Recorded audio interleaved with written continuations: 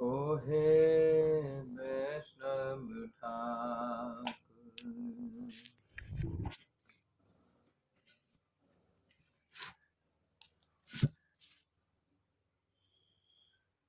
ओ हे वैष्णव ठाकुर दया सागर।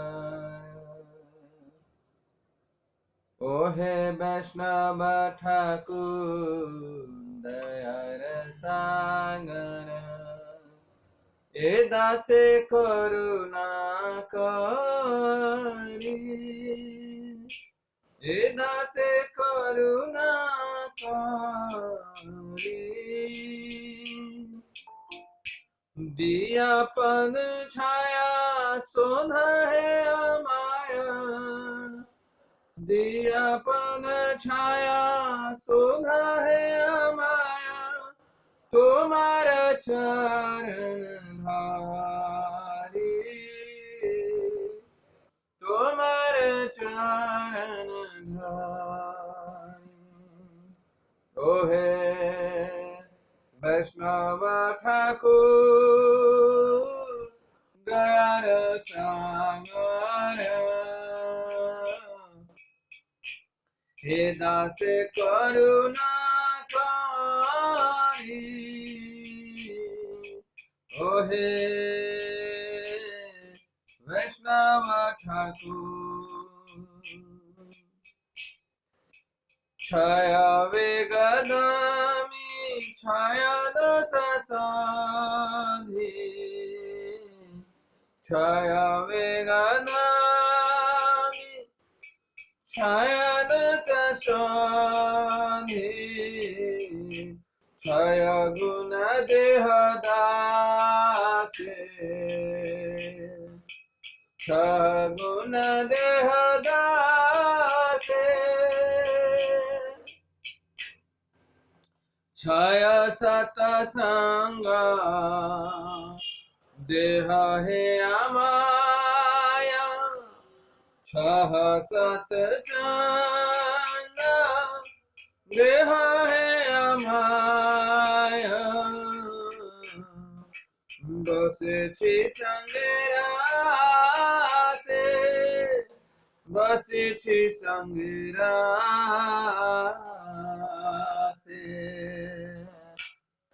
एकाकी अमार नहीं पाया बल,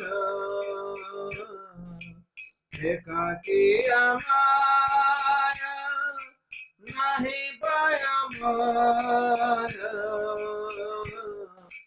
हरि नाम संकीर्तन, हरे नाम संकीर्तन।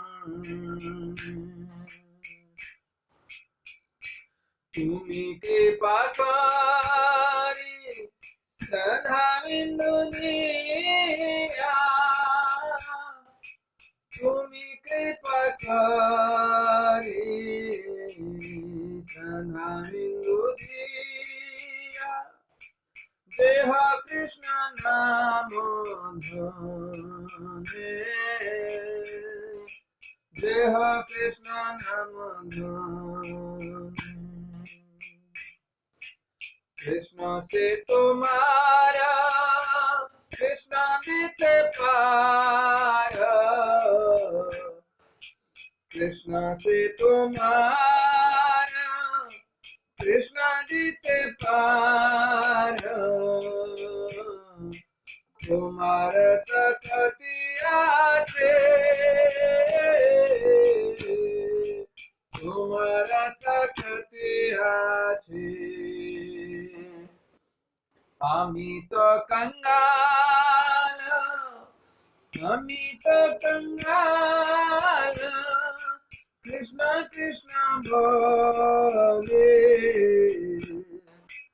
आमी तो कंगाल, कृष्ण कृष्ण बोले। भाई तव पाछे पाछे, भाई तव पाछे पाछे। मोहे वैष्णव ठाकुर गया रसनारा दास करुणा करी मोहे वैष्णव ठाकुर गया रसनारा दास करुणा करी दिया पद छाया शोध है हमारा तुम्हारा चरण धारी तुम्हारा चरण धारी कृष्णा से तुम्हारा कृष्णा जीते पाया तुम्हारा सकतिया छे अमित कंगाला कृष्णा कृष्णा बाली अमित कंगाला कृष्णा कृष्णा बाली भाई तव पाछे पाछे भाई तव पाछे पाछे हरे कृष्णा कृष्ण कृष्ण हरे हरे हरे राम राम राम हरे हरे हरे कृष्णा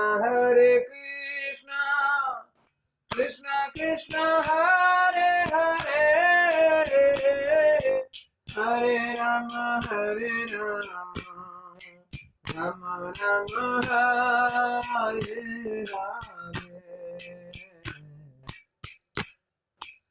हरे कृष्ण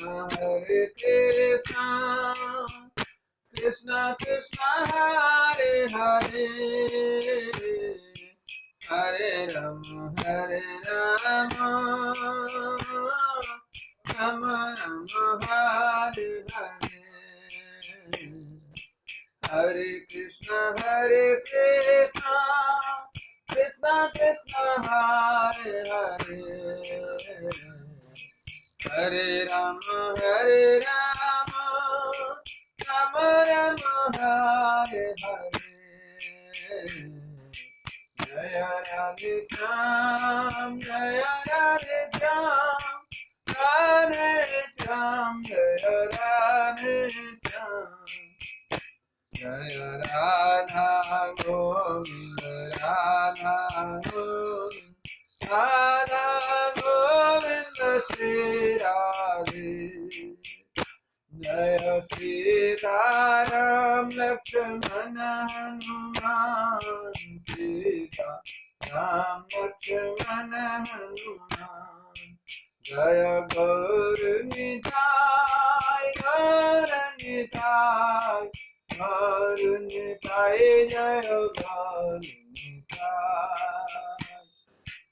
जय प्रभुपाद जय प्रभुपाद जय श्रीला प्रभुपाद जय गौर प्रेमानंद हरि हरि बोल जय गौर प्रेमानंद हरि हरि बोल निताय गौर प्रेमानंदे हरि हरि बोल जय ओम विष्णुपाद ब्रह्महंस परिव्राजकाचार्य अष्टोत्तर शत कृष्ण कृपा मूर्ति अभय चरणारविंद भक्ति वेदांत स्वामी श्रील प्रभुपाद की जय अनंत कोटि वैष्णव वृंद की जय नामाचार्य हरिदास ठाकुर की जय प्रेम से कहिए जय श्री कृष्ण चैतन्य प्रभु नित्यानंद श्री अद्वैत गदाधर श्रीवासादि गौर भक्त वृंद की जय श्री श्री राधा कृष्ण गोप गोपिका श्याम कुंड राधा कुंड गिरि गोवर्धन की जय वृंदावन मथुरा धाम की जय नवद्वीप मायापुर धाम की जय पुरुषोत्तम छत्र जगन्नाथपुरी धाम की जय गंगा माई जमुना माई की जय तुलसी देवी भक्ति देवी की जय जुग धर्म हरिनाम संकीर्तन यज्ञ की जय एकादशी महामहोत्सव की जय। निताई गौर प्रेमानंदे। हरे हरि बोल। All glories to the assembled devotee. Hare Krishna. All glories to the assembled devotee. Hare Krishna. All glories to the assembled devotee. Hare Krishna. All glory to Sri Guru and Gauranga. Srila Prabhupada ki jai. हरे कृष्णा। आप सबका हरे कृष्णा माता जी, प्रभु जी, आप सबका हार्दिक स्वागत करते हैं फिर से एक बार। और अभी हमने जो भजन सुना है इसका अनुवाद पढ़ेंगे, लेकिन उससे पहले हम भगवान से प्रार्थना करें, गुरु गौरांग से प्रार्थना करें, हमें आशीर्वाद दें जिससे हम उनके वाणी को, उनके गुणों का, उनके लीलाओं का, हम उनके भक्तों के गुणों का हम कुछ वर्णन कर सकें। ओम अज्ञानतिमिरान्धस्य ज्ञानाञ्जनशलाकया चक्षुरुन्मीलितं येन तस्मै श्रीगुरुवे नमः। श्रीचैतन्यमनोभीष्टं स्थापितं येन भूतले स्वयं रूपः कदा मह्यं ददाति स्वपदान्तिकं। वन्देऽहं श्रीगुरो श्रीयुतपदकमलं श्रीगुरुन् वैष्णवांश्च श्रीरूपं साग्रजातं सहगण रघुनाथान्वितं तं सजीवम्। नमः ओम विष्णुपादाय कृष्णपृष्ठाय भूतले श्रीमते भक्तिवेदांत स्वामिने इति नामिने। नमस्ते सारस्वते देवे गौरवाणी प्रचारिणे निर्विशेष शून्यवादी पाश्चात्य देशतारिणे। नमः ओम विष्णुपादाय कृष्णपृष्ठाय भूतले श्रीमते भक्ति सिद्धांत सरस्वती इति नामिने। श्री वार्षभानवे देवी दयिताय कृपाब्धये कृष्ण संबंध विज्ञान दायिने प्रभुवे नमः। माधुर्योज्वल प्रेमाढ्य श्री रूपानुग भक्तिदा श्री गौर करुणा शक्ति विग्रहाय नमस्तुते। नमस्ते गौरवाणी श्रीमूर्ते दीनतारिणे श्री रूपानुग विरुद्धाप अपसिद्धांत ध्वंत हारिणे। नमो गौर किशोराय साक्षात् वैराग्य मूर्तये विप्रलम्बित सांभोधे पादाम्बुजाय ते नमः। नमो भक्ति विनोदाय सच्चिदानंद नामिने गौर शक्ति स्वरूपाय रूपानुगमराय ते। गौराविर्भाव भूमे स्वं निर्देष्टा सज्जन प्रिय वैष्णव सार्वभौम श्री जगन्नाथाय ते नमः। वाञ्छाकल्पितरुभ्यश्च कृपा सिन्धुभ्य एव च पतितानां पावनेभ्यो वैष्णवेभ्यो नमो नमः। हे कृष्ण करुणा सिंधु दीनबंधु जगतपते गोपेश गोपिका कांत राधा कांत नमस्तुते। तप्त कांचन गौरांगी राधे वृंदावनेश्वरी वृषभानुसुते देवी प्रणमामि हरिप्रिये। जय श्री कृष्ण चैतन्य प्रभु नित्यानंद श्री अद्वैत गदाधर श्रीवासादि गौर भक्तवृंद। हरे कृष्णा कृष्ण कृष्णा हरे हरे, हरे राम राम राम हरे हरे।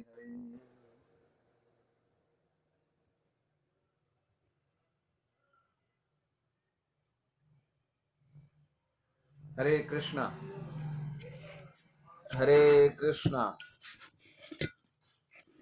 प्रभु जी। माता जी, तो आज का जो ये विषय है, आज का जो ये प्रसंग है, जो ये गीत गाया उसका हम अनुवाद पढ़ेंगे, उसका फिर कुछ चर्चा करेंगे और फिर हम आज के विषय में आगे बढ़ेंगे। इसमें भक्ति विनोद ठाकुर का एक गाया हुआ गीत है। वो कह रहे हैं कि हे वैष्णव ठाकुर, आप दया के सागर हैं, अतः मैं आपसे याचना करता हूं कि आप इस दास पर करुणा करें। मुझे अपने चरण कमलों की छाया देकर शुद्ध कीजिए, क्योंकि यह ही वह स्थान है जहां शरणागति की मेरी इच्छा है। कृपया आप सब अपना ऑडियो को म्यूट कर दीजिए, जिससे कि क्लियरिटी हो आवाज सुनने में। जी हरे कृष्णा। किनका म्यूट नहीं है? अच्छा अच्छा अच्छा, ठीक है प्रभु। हरे कृष्णा हरे कृष्णा। सुनिए सुनिए, क्या अभी जो हमने गीत गाया है उसका अनुवाद हम पढ़ रहे हैं, तो प्लीज आप लोग ध्यान से सुनिए क्या कह रहे हैं इसमें भक्ति विनोद ठाकुर। गीत नंबर कौन सा है? गीत नंबर 18 है, वो है वैष्णव ठाकुर। तो भक्ति विनोद ठाकुर कह रहे हैं कि हे वैष्णव ठाकुर, आप दया के सागर हैं और मैं आपसे याचना करता हूं कि आप हम मुझ जैसे व्यक्तियों पर आप करुणा करिए। आपके जो मैं दास हूं, मुझ जैसे दास पर करुणा कीजिए। मुझे अपने चरण कमलों की छाया देकर शुद्ध कीजिए। और क्योंकि यही वह स्थान है जहां शरणागति की मेरी इच्छा है। क्योंकि यही कौन सा स्थान है? वैष्णवों का चरण कमल ही वह स्थान है जहां मेरी शरणागति की इच्छा है। यानी सभी वैष्णवों की इच्छा होना चाहिए कि शुद्ध वैष्णवों के चरण कमलों में शरणागति करें, उनके शरण को प्राप्त करें। यही एक इच्छा होनी चाहिए। और इसलिए भक्ति विनोद ठाकुर कहते हैं, आप वैष्णवों से प्रार्थना करते हैं कि आप क्या करें? मेरे 6 बेगों का दमन करने में मेरी सहायता करें। 6 प्रकार के बेगों से मैं दुखी हूं, और इस बेग को शांत करने के लिए मुझ पर दया करिए, तथा मेरे 6 दोषों को सुधार कर 6 गुण प्रदान करिए। 6 दोषों से युक्त हैं हम सब, उस 6 दोषों को सुधार कर दीजिए, और 6 प्रकार के गुण हैं वो हमें प्रदान कर दीजिए। हे वैष्णव ठाकुर, 6 प्रकार का सत्संग प्रदान करिए। साथ में कहते हैं भक्ति विनोद ठाकुर की 6 प्रकार का जो सत्संग है वो भी मुझे आप प्रदान करिए, और मैं आपके निकट आपका संग प्राप्त करने की आशा से आया हूं। वैष्णव से कहते हैं कि मैं आपके निकट आया हूं। क्यों आया हूं? आपके संग करने की आशा से आया हूं। मुझ में पवित्र नाम के संकीर्तन करने की शक्ति नहीं है, अतएव कृपया मुझे श्रद्धा का एक बिंदु प्रदान कीजिए, और भगवान कृष्ण के पवित्र नाम रूपी धन को प्रदान करिए। वैष्णवों से प्रार्थना करते हैं कि मुझ में उस क्षमता नहीं है, शक्ति नहीं है कि मैं भगवान का नाम संकीर्तन कर सकूं, नाम जप कर सकूं। तो इसके लिए क्या करिए? मुझे श्रद्धा का एक बिंदु मात्र प्रदान कर दीजिए। आपके हृदय में जो सागर है भगवान के प्रति श्रद्धा का, उसमें से एक बूंद हमें दे दीजिए, जिससे मैं भगवान का पवित्र, भगवान कृष्ण के पवित्र नाम का कीर्तन, नाम रूपी धन को प्राप्त कर सकूं। वैष्णवों से इच्छा करते हैं, मांगते हैं। कृष्ण आपके हृदय के धन हैं। हे वैष्णव ठाकुर, आपके हृदय के धन कौन है? कृष्ण है। अतः आप कृष्ण भक्ति प्रदान करने में समर्थ हैं। आपके हृदय में कृष्ण रूपी भक्ति का धन प्राप्त पर्याप्त मात्रा में है, तो आप हमें वो धन प्रदान कर सकते हैं, और उसके लिए आप समर्थ हैं। मैं तो कंगाल हूं, दीनहीन हूं। हमें सोचिए, जो व्यक्ति गरीब है, दीनहीन है, कंगाल है, वही तो धनवान व्यक्ति से याचना करता है, मांगता है कुछ। तो भगवान के कृष्ण प्रेम रूपी जो धन है, उससे हम सब निर्धन हैं। है नहीं हृदय में कुछ भी प्रेम का धन रूपी धन, और आपका हृदय उस धन से भरा पड़ा है। इसलिए आप कुछ उसमें से मुझे दान कर दीजिए। मैं कृष्ण कृष्ण कहकर पुकारते हुए, रोते हुए आपके पीछे पीछे दौड़ रहा हूं। हे वैष्णव ठाकुर, मैं आपके पीछे पीछे दौड़ रहा हूं, और हा कृष्ण कृष्ण कृष्ण पुकारते हुए दौड़ रहा हूं, और आप कृपया अपने हृदय में जो कृष्ण प्रेम रूपी धन है उसमें से थोड़ा सा मुझे दान कर दीजिए, जिससे कि मैं भी उस धन से युक्त होकर परम धन्य हो जाऊं। अब इसमें भक्ति विनोद ठाकुर 6 प्रकार के बेग के बारे में बात करते हैं। तो 6 प्रकार का बेग क्या है? तो ये आप उपदेशामृत में पढ़ेंगे। पहला श्लोक है जिसमें 6 प्रकार के बेग के बारे में बताया गया है। वो क्या है? वाचो बेगम मनसः क्रोध बेगम, जिह्वा बेगम, उदर उपस्थ बेगम, एतान्न वेगान यो विसहेत धीरः सर्वां पिमां पृथ्वीं सस्यात्। 6 प्रकार के बेग के यहाँ भक्ति विनोद ठाकुर चर्चा कर रहे हैं। वो है वाणी के बेग को, मन की मांगों को, क्रोध की क्रियाओं को, जीव उदर, जिह्वा, उदर मतलब पेट, और जननेन्द्रिय के बेगों को सहन करने की शक्ति प्रदान करिए। ये 6 बेगों का दमन करने की सहायता मांग रहे हैं वैष्णवों से। अर्थात ये 6 प्रकार के जो बेग हैं, क्या बेग हैं? वाणी के बेग, मन के बेग, क्रोध का बेग, जीभ का बेग, उदर का बेग, और जननेन्द्रियों का बेग। ये 6 प्रकार के जो बेग हैं, इसको दमन करने में हमें वैष्णवों से सहायता मांगना चाहिए।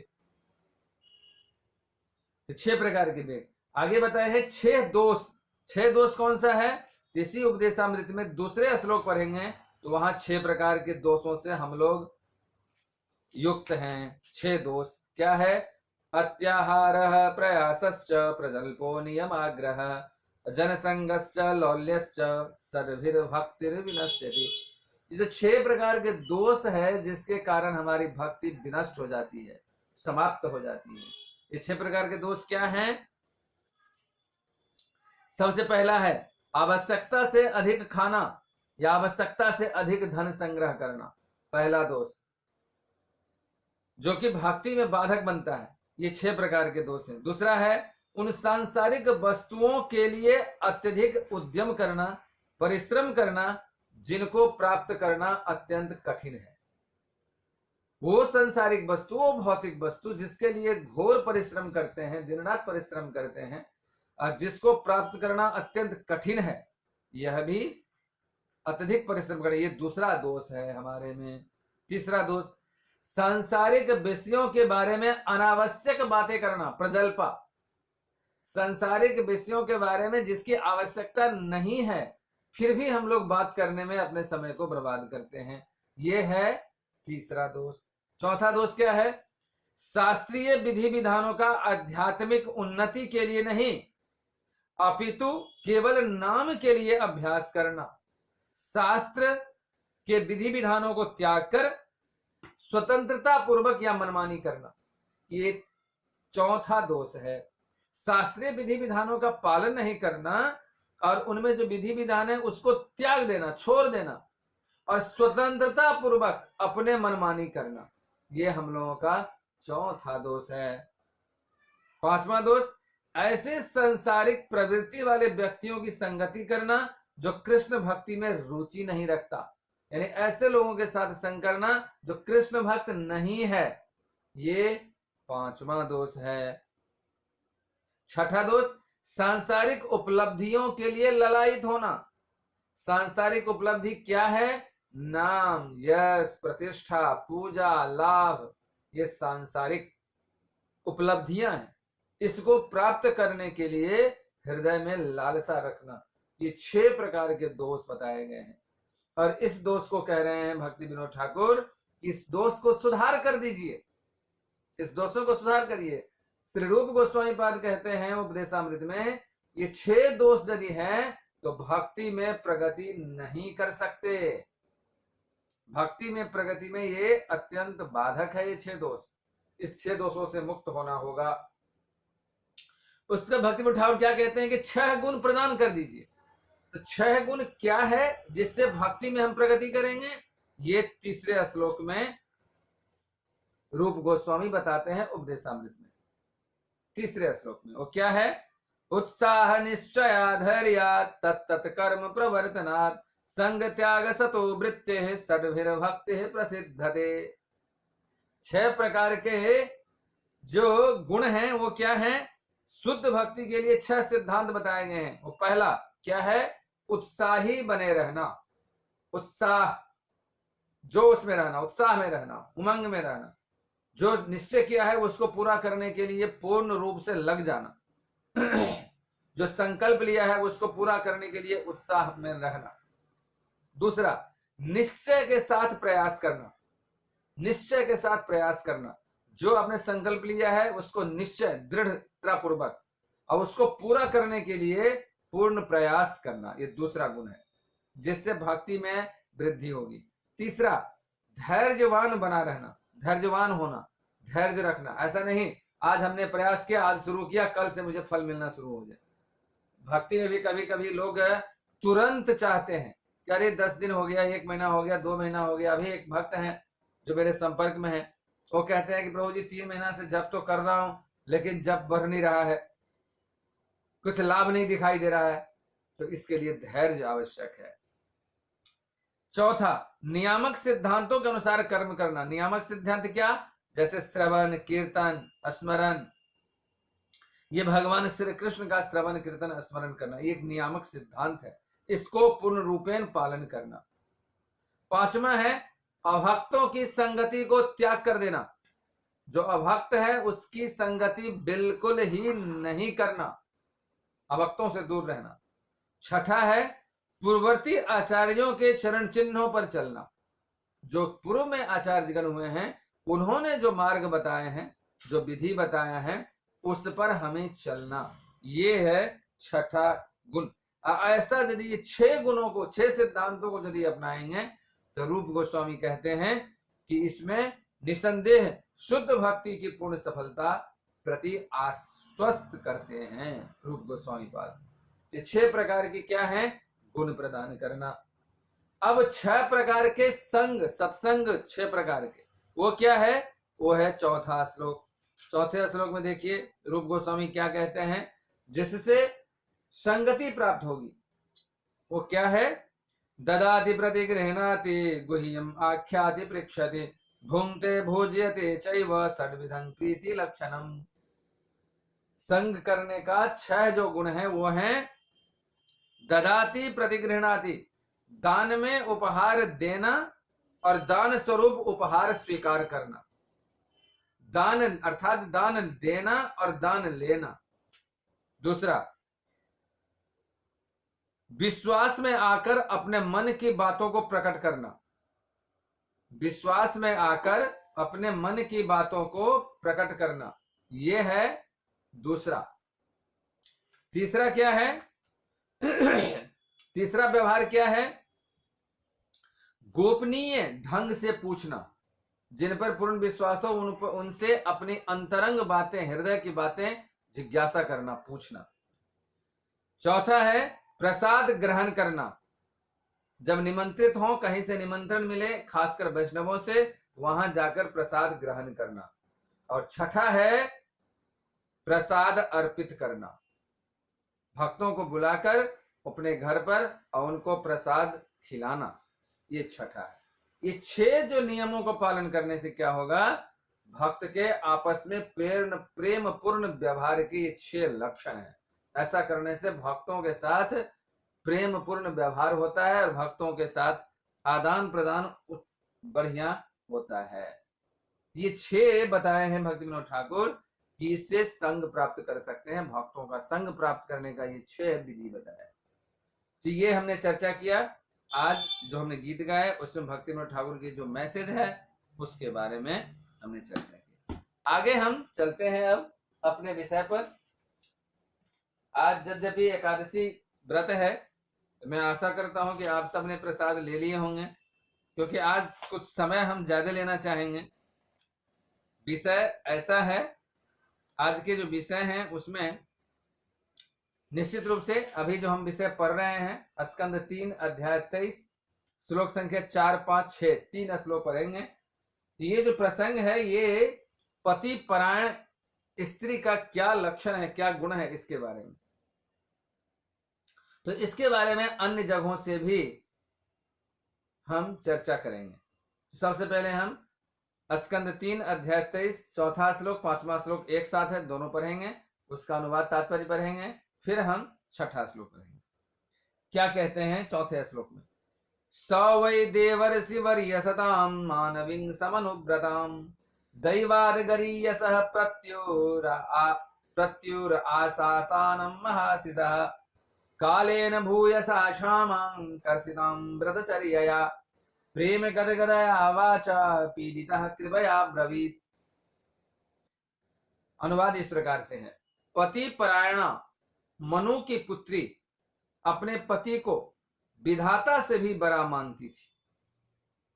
पति परायणा मनु की पुत्री देवहूति अपने पति को विधाता से भी बड़ा मानती थी, और यही पति परायणा स्त्री को यही मानना चाहिए। इस प्रकार वह उनसे बड़ी बड़ी आशाएं किए रहती थी। तो स्त्री को हमेशा ही पति से आशाएं होती है और वो करनी ही चाहिए। दीर्घ काल तक सेवा करते रहने से, धार्मिक व्रतों को रखने के कारण वह अत्यंत क्षीण हो गई। दीर्घ काल तक सेवा करते रहे, बहुत समय तक। माता देवहूति बहुत समय तक अपनी सारी, जैसे पीछे हमने चर्चा किया था, उन्होंने कैसे किया था सेवा, तो पीछे हमने चर्चा किया था, अत्यंत आत्मीयता और आदर के साथ, इंद्रियों को बस में रखते हुए, प्रेम तथा मधुर वचनों से अपनी पति की सेवा की, और बुद्धिमानी तथा तत्परता के साथ कार्य करते हुए माता देवहूति ने अपने समस्त काम को दंभ, द्वेष, लोभ, पाप और मद को त्याग कर अपने शक्तिशाली पति की सेवा करने के लिए प्रसन्न करती थी, और इस प्रकार से उन्होंने अपने पति को प्रसन्न कर लिया। तो इस प्रकार से सेवा करते हुए, लेकिन सिर्फ इस प्रकार से सेवा ही क्या करती थी ऐसा नहीं, इस प्रकार से सेवा तो करती ही थी, साथ ही साथ धार्मिक व्रतों के नियमों का भी पालन करती थी। ऐसा नहीं है कि सिर्फ सेवा करती थी, धार्मिक जो व्रत के नियम है उसको नहीं पालन करती थी, ऐसा नहीं है, व्रत का भी पालन करती थी। अपने पति की सेवा करते हुए ऐसा नहीं था कि एकादशी व्रत की पालन नहीं करती थी, अथवा अन्य भगवान की सेवा के लिए जो भी और भी भगवान की सेवा की थी वो नहीं करती थी, ऐसा नहीं है। तो धार्मिक व्रतों को रखने के कारण, अब धार्मिक व्रतों को पालन करती थी, तो जिससे उसके शरीर जो है काफी क्षीण हो गई, पतली हो गई थी। उसकी दशा देखकर देवर्षि श्रेष्ठ कर्दम को, यहां पर कर्दम मुनि को देवर्षियों में श्रेष्ठ बताया गया है। एक ऋषि होते हैं, एक देव ऋषि होते हैं। ऋषि होते हैं जो पृथ्वी पर होते हैं, देव ऋषि होते हैं जो देवताओं में भी उनकी उतनी ही प्रतिष्ठा होता है, उतनी ही इज्जत होता है। जैसे कि नारद जी भी देवर्षि हैं, उसी तरह यहां पर कर्दम मुनि को देवर्षि कहकर संबोधन कर रहे हैं। तो कर्दम मुनि को उन पर दया आ गया और वो अत्यंत प्रेम से गदगद वाणी में बोले। कर्दम मुनि जब देखे उनकी पत्नी देवहूति अत्यंत क्षीण हो गई है, पतली हो गई है, कृशकाय हो गई है, शरीर से दुबली हो गई है, अपने शरीर का उन्होंने ध्यान नहीं दिया बिल्कुल, जिसके कारण कर्दम मुनि जब उनको देखे, इसका एक अर्थ ये भी पता चलता है, क्या कर्दम मुनि रोज देखते नहीं थे क्या? कर्दम मुनि की सेवा में जो तत्पर लगी हुई हो, तो क्या कर्दम मुनि उनको देखते नहीं थे प्रत्येक दिन?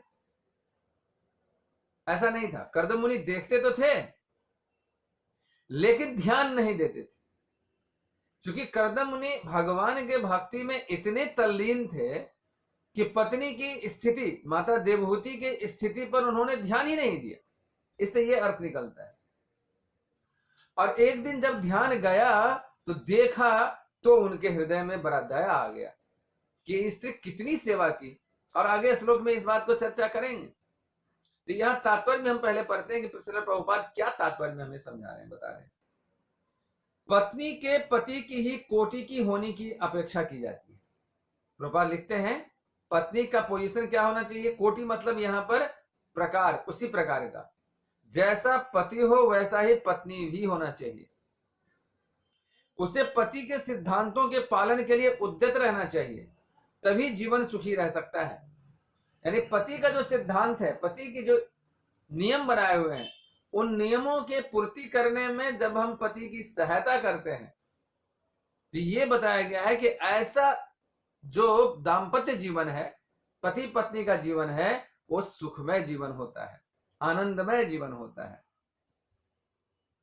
यदि पति भक्त हुआ और पत्नी भौतिकतावादी, तो घर में शांति नहीं रह सकती।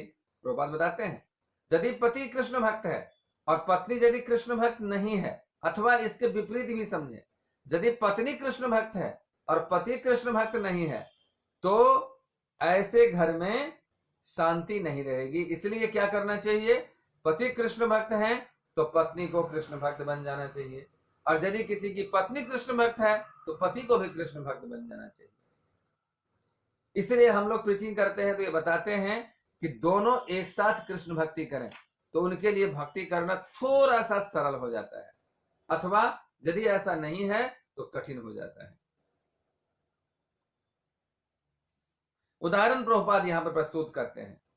पत्नी को पति की रुचि देखकर तदनुरूप आचरण करना चाहिए। जैसे महाभारत से हमें पता चलता है गांधारी को ज्ञात हो गया कि उसका भावी पति धृतराष्ट्र अंधा है, तो वह स्वयं अंधेपन का अभ्यास करने लगी। इस तरह उसने आंखें बंद कर ली और अंधी स्त्री की भांति व्यवहार करने लगी, अन्यथा उससे अपने आंखों का गर्भ होता और उसका पति उसे निकृष्ट लगता। समनुव्रत शब्द सूचित करता है कि वह, यह पत्नी का कर्तव्य है कि वह जिस परिस्थिति में उसका पति हो उसके अनुसार अपने को ढाले।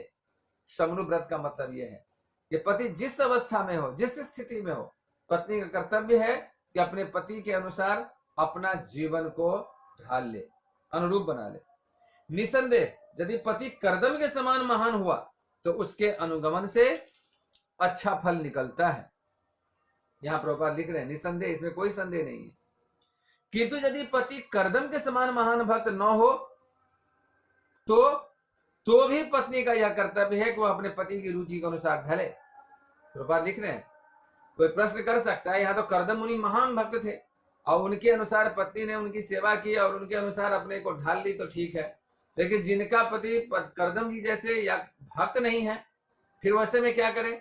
प्रभुपाद लिखते हैं तब भी स्त्री का कर्तव्य है कि पति के रुचि के अनुसार अपने को ढाले। इससे विवाहित जीवन सुखमय होगा। ऐसा करने से विवाहित जीवन सुखमय बनेगा। यहाँ इसका भी वर्णन हुआ है कि साध्वी स्त्री का कठोर व्रत साधने से राजकुमारी देवहूति अत्यंत दुबली हो गई थी, जिससे उसके पति को दया आ गई। उन्हें पता था कि वह एक सम्राट की पुत्री होकर भी सामान्य स्त्री की भांति उनकी सेवा में लगी है। ऐसा करने से उनका स्वास्थ्य दुर्बल हो गया। फलतः मुनि दयाद्र हो उठे और उससे इस प्रकार बोले, क्योंकि कर्दम मुनि जानते थे कि माता देवहूति सम्राट मनु की पुत्री है, इतने ऐश्वर्य में उनका जीवन बीता है और उसके बाद यहाँ आकर मेरे सेवा में इन्होंने अपने शरीर का भी प्रवाह नहीं किया। तो अगले श्लोक में कर्दम मुनि जो बोलते हैं वो क्या बोल रहे हैं देखिए। कर्दम उवाच तुष्टोऽहं मद्य तव मानवी मानदाया शुश्रूषया परमया परया च भक्त्या यो देहि नामयमतीव सुहृत्स देहो नावेक्षितः समुचितः क्षपितुं मदर्थे। कर्दम मुनि कहते हैं कि हे स्वयंभू मनु की माननी पुत्री, आज मैं तुम्हारी अत्यधिक अनुरक्ति तथा प्रेमपूर्ण सेवा से बहुत प्रसन्न हूं। कर्दम मुनि कहते हैं कैसे? तुम्हारे अत्यधिक अनुरक्ति यानी मेरे प्रति तुम्हारी अनुरक्ति थी उससे, और प्रेमपूर्ण सेवा से बहुत प्रसन्न हूं। इसमें लिखा है तुष्टो हम मध्य, आज मैं तुष्ट हूं। तब मानवी मानदाया, मनु पुत्री से कहते हैं। शुश्रूषया परमया परया च भक्त्या, मैं तुम्हारी अनुरक्ति और प्रेमपूर्ण सेवा से मैं बहुत प्रसन्न हूं। और आगे कहते हैं चूंकि देहधारियों को शरीर अत्यंत प्रिय है, जो देही नाम यमतीव सुहृत्स देहो, देहधारी जीव जितने हैं हम सब देहधारी जीव हैं, तो हम सबों के लिए कह रहे हैं कर्दम मुनि कि जीवात्मा का जो देह अपना होता है वो अत्यंत प्रिय होता है। हर परिस्थिति में मनुष्य या जीव अपने शरीर को स्वस्थ बना के रखना चाहता है, अपने शरीर को बिगाड़ना नहीं चाहता किसी भी परिस्थिति में। तो यहां पर कर्दम मुनि कह रहे हैं देहधारियों को शरीर तो अत्यंत प्रिय होता है, अतः मुझे आश्चर्य है अतः मुझे आश्चर्य हो रहा है कि तुमने मेरे लिए अपने शरीर को भी उपेक्षित कर दिया। कर्दम मुनि कहते हैं कि आश्चर्य लग रहा है, देहधारी को शरीर इतना प्रिय होता है लेकिन तुमने मेरी सेवा करने में अपने शरीर की भी परवाह न की, अपने शरीर को भी तुमने देखभाल नहीं किया। ये बड़ा आश्चर्य की बात है।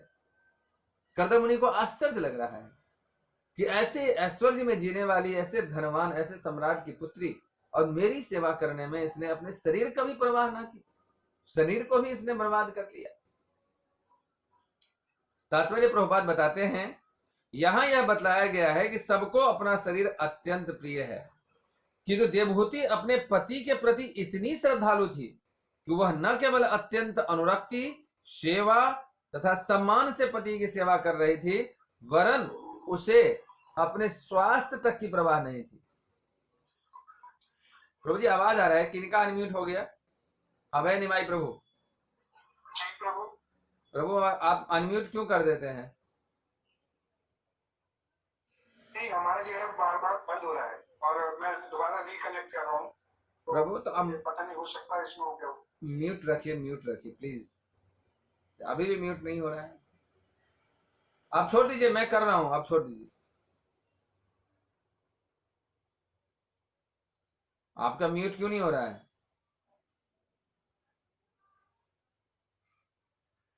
हो गया, ठीक है, छोड़ दीजिए, आप छोड़ दीजिए, आप मत कुछ करिए। ओके, तो प्रभुपाद कहते हैं, अब इससे डिस्टर्ब तो होता है लेकिन क्या करें। तात्पर्य प्रभुपाद जी कह रहे हैं कि देवहूति ने अपने पति की सेवा कितनी श्रद्धा से की कि वह अत्यंत अनुरक्ति, सेवा, सम्मान से पति की सेवा कर रही थी, जिससे उसे अपने स्वास्थ्य तक की परवाह न थी। इसी को निस्वार्थ सेवा कहते हैं। ऐसा लगता है कि उसे अपने पति से इंद्रिय सुख नहीं प्राप्त था, अन्यथा उसका स्वास्थ्य छीन न होता। प्रभुपाद कह रहे हैं इंद्रिय सुख कर्दम मुनि के से माता देवहूति को बिल्कुल ही कोई प्राप्त नहीं था। कोई भी इंद्रिया उनकी सुख नहीं मिल रहा था पति से। यदि इंद्रिय सुख मिलता तो फिर स्वास्थ्य छीन होने का मतलब नहीं था। कर्दम मुनि की आध्यात्मिक उन्नति के लिए यह कार्य कर रही थी। और वह क्या कर रही थी? अपनी परवाह न करके कर्दम मुनि की आध्यात्मिक उन्नति कैसे हो, कैसे वो भक्ति सही ढंग से कर सके, कैसे भगवान की सेवा सही ढंग से कर सके, इसके लिए वो निरंतर सहायता किया करती थी। और उनकी सहायता करती थी, उससे अपने शारीरिक सुख की परवाह न थी। आदर्श स्त्री के रूप में प्रस्तुत कर रहे हैं यहाँ पे। उनको अपने शारीरिक सुख की कोई आशा न थी। आज्ञाकारिणी तथा साध्वी पत्नी का यह धर्म है कि सब प्रकार से पति की सहायता करे, विशेष रूप से जब पति कृष्ण भावनामृत में संलग्न हो। प्रभुपाद इस बात को कंक्लूड करते हुए कहते हैं कि आज्ञाकारिणी तथा साध्वी पत्नी जो है, उनका यह धर्म है कि वह सब प्रकार से पति की सहायता करे, विशेष रूप से तब और अधिक उनकी सहायता करने के लिए उद्यत रहे जब उनके पति कृष्ण भावना भावित हो, कृष्ण भावनामृत में लगे हुए हो। इस दृष्टांत में पति ने भी पत्नी को ठीक से पुरस्कृत किया। सामान्य पुरुष की पत्नी को कभी ऐसी आशा नहीं रहती। प्रभुपाद कह रहे हैं कि इस दृष्टांत में यह भी देखने को मिलेगा कि इस प्रकार से सेवा का, माता देवहूति जो सेवा की, उसका परिणाम क्या हुआ, आगे के श्लोकों में बताएंगे। कर्दम मुनि की क्या परिणाम हुआ, उस सेवा के बदले में कर्दम मुनि ने क्या सब दिया माता देवहूति को, यह हमें देखने को मिलेगा।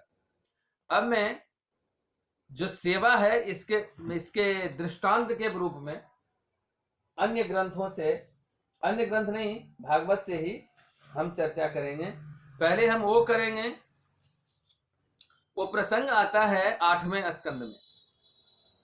8वें स्कंद में आता है जब क्या हुआ,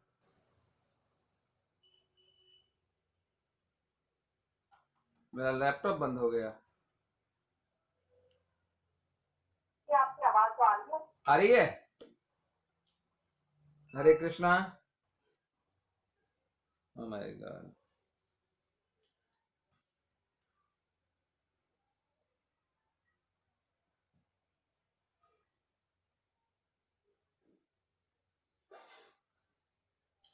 हरे कृष्णा कृष्णा कृष्णा हरे हरे, हरे राम राम राम हरे हरे, हरे कृष्णा कृष्णा कृष्णा हरे हरे, हरे राम राम राम हरे हरे।